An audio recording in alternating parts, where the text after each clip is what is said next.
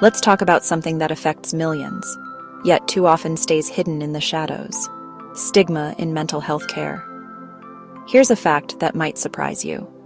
According to the World Health Organization, 1 in 8 people globally lives with a mental health condition.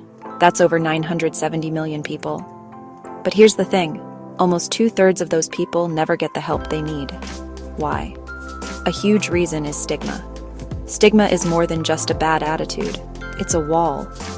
It's the reason someone might whisper about seeing a therapist instead of saying it out loud.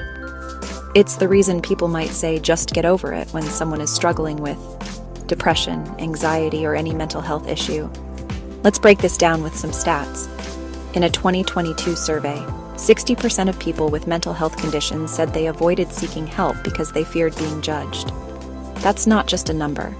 That's someone's brother, sister, friend, or coworker suffering in silence. And stigma isn't just personal. It's built into systems. In many countries, people with mental health diagnoses face barriers to jobs, housing, and even basic health care. Some insurance plans don't cover mental health at all, or they make it way harder to get than physical health care. But it doesn't have to be this way. The good news: stigma is learned, which means it can be unlearned. Research shows that when people hear real stories from those who've experienced mental health challenges, stigma drops. Just talking openly makes a difference. So, let me share something personal. I've felt the sting of stigma myself. There were times I hesitated to ask for help, worried people would see me differently.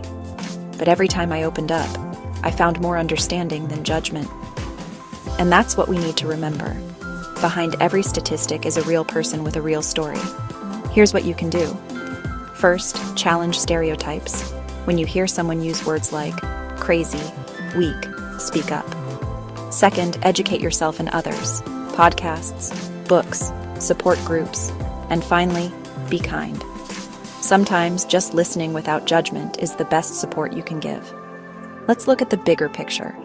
Countries that have invested in mental health education and anti-stigma campaigns have seen more people reaching out for help, better recovery rates, and even lower suicide rates. That's proof that change is possible. So, next time you hear someone talk about mental health, remember, it's not a weakness. It's not a flaw. It's part of being human. The more we talk, the more we break the stigma, and the more lives we can change. If you're struggling, you're not alone. There's help, there's hope, and there's a whole community ready to listen. Let's keep the conversation going, because together we can end the stigma in mental health.